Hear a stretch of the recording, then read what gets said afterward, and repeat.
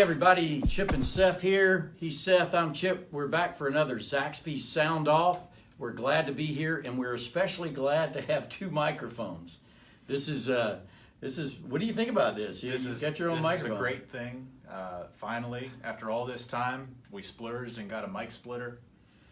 You said we got to tell the truth. Actually, Seth had it was a sit-in, it was a fast. He said if he didn't get his own microphone, he was out of here. What actually happened was 2 weeks ago when I got the microphone and I got to be the leader, Chip said, "Ooh, I'm about to get Wally pipped here like Jacob Eason and Jake Fromm, and I'm getting us a mic splitter, and we're both going to have." So we're now sharing duties. So special thanks to Amazon for sending us a mic splitter.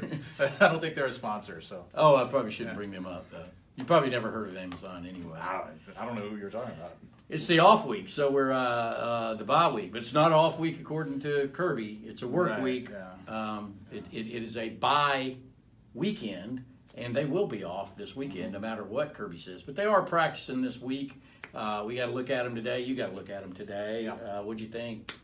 Still energetic. They did this one-on-one drill where they gather the whole team around, and Kirby had it written down on a sheet where he calls out the name of one offensive player and one defensive player, and they match up, whether it was receivers going up against cornerbacks, and Fromm or Eason would throw a ball, and they try to, one-on-one there. Sometimes it was an O-lineman against a defender. It was, I think, something to kind of build up some energy early in practice, but also to kind of prepare guys for pressure because the whole team is watching you. So it was, Davin Bellamy was talking after practice Tuesday night and was saying some interesting stuff about how apparently Kirby was telling them that other teams are going to be taking their bye week as just a chance to rest and recoup and get some energy back, refresh, et cetera, but no, we're going to keep working and we're going to stay ahead of them. So I'm not sure that other coaches are out there saying, all right, it's our bye week, we're going to Aruba, but it is kind of indicative of what Kirby's doing this year, what this coaching staff is doing, which is push.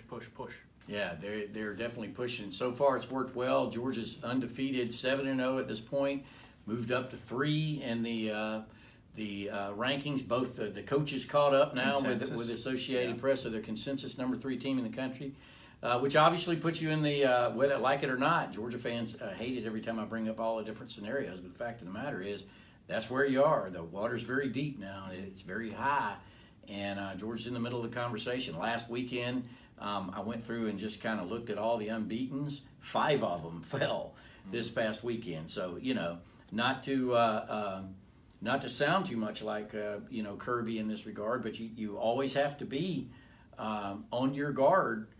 Everybody's going to be coming after you. Georgia's off this weekend and until you get Florida, but they've got everything to play for right now, and really the bottom line is you just got to win next week. You got to win the next one. And this is the benefit of the 4-team playoff era, which we're about our 4th year in? I think so. I think Fourth it's or about fifth right. year. Where Georgia missed it in 2012, or else they might have been in it. Yeah, they just missed it. Definitely in 2002 they would have been. 2007. 2007, maybe. Yeah, it was kind of shaky on that one, but they probably should have been. Yeah, I mean, if it weren't for the playoff right now, everyone would just be saying, well, Georgia can do this, but can they go beat Alabama? Yeah. Because obviously only one SEC team will get in. Obviously there was one year where it was Alabama versus LSU, and that was what I think gave us ultimately the playoff, with every other conference saying, oh, no, So there's the chance of 2 SEC teams getting in there, and everyone keeps wanting to ask me about, and ask you, and ask everyone, just talk about what scenarios exist for, unless, if Georgia, if Georgia wins the SEC championship, I think they're in. Period. Unless 10-2, unless they somehow lose 2 games between now and then. But even then, it's hard to keep out the SEC champion that just knocked off, presumably, Alabama. But otherwise, things get interesting. You mentioned all the unbeaten teams, and including TCU. Clearly the Liberty Bowl is a launching pad, to the next season. I knew when I was watching that game, these are 2 playoff teams next year. I mean, but seriously, people are going to talk about TCU and obviously Alabama and Penn State. Penn State's going to be tough to. Penn State's got a tough schedule. I think we're going to know about them in the next 3 weeks. Wisconsin is there. Penn State has probably the toughest schedule of all the unbeatens coming in. Yeah. Georgia Georgia's is up there. Yeah. I mean, when you think, Georgia, they got Florida, Auburn, Georgia Tech at the end of every year. Yeah. That's always difficult. Some of the other ones, Alabama's got it really easy just based on what I'm looking at. I'm sure that's what Nick Saban's saying as well. If I were a Georgia fan, rather than just an objective Georgia journalist, Right. What I would be looking at is don't even so much watch the unbeatens. Don't watch TCU. The one-loss teams. Yeah, watch right. the one-loss teams. Now, again, the way Georgia's playing, don't rule out Georgia running the table here, or maybe just lose to Auburn or Georgia Tech, but then going and beating Alabama. Don't rule that. If that happens, Georgia's in. But otherwise, watch the one-loss teams, because Ohio State's still sitting out there. Clemson, Oklahoma State. Those are all teams that are very capable. This is how Clemson got here last year. Yeah. I think they lost this year. It was Syracuse. Yeah. Last year it was Pittsburgh. Alabama, I think, if I'm not mistaken, maybe every year it's won the national championship has had a loss. Exactly. Yeah. Somewhere along the line. You won. Well, not last year. So they lost. I think lost a game. Lost a game. Last lost a game. Yes. Very good. Like the Ole Miss game 2 years ago. Yeah. But yeah, what you want if you're a Georgia fan and you're looking that far ahead is you want as many two-loss teams as possible. Like you want Oklahoma State, Ohio State, Clemson to slip up again. So even if they run the table and win their conference, if you're sitting there at Georgia with one loss, you have a better argument. And you're rooting for Notre Dame too. It's easy as a college football fan. You want everybody to lose. Except, interestingly, there are some Georgia fans out there that I've heard from that are rooting for Miami to get all the way through, which is... I neglected to mention Miami among the unbeaten. Yeah, Miami, one of the unbeatens. And actually, Kirby Smart on Tuesday was asked about, last week Mark Richt was asked about Georgia. This week Kirby was asked about Miami. Hey, this just in. Both coaches are happy for the other coaches. And look, guys, that stuff is sincere and genuine. And there is a scenario where Georgia and Miami could meet in the college football playoff. In fact, Mark Richt, as you reminded me today, and I mentioned in a story that we have, mentioned that when he came back for the senior gala in 2015. He thinks that Miami and Georgia, he said, I'm convinced that Georgia and Miami are on a collision course to meet in the college football playoffs. He said that at the senior gala when he came back. Was it the week that he took the Miami job after being fired by Georgia, or the week after? It was December. It was a couple weeks later, I think, after all that had happened, and he said it was kind of something nice to say, but now here we are. Now it's up to us to go back and dig those back out. And I dug it back out and put it in my story that's on DawgNation right now. So that that's a realistic scenarios. And then the other thing, you got to think about it.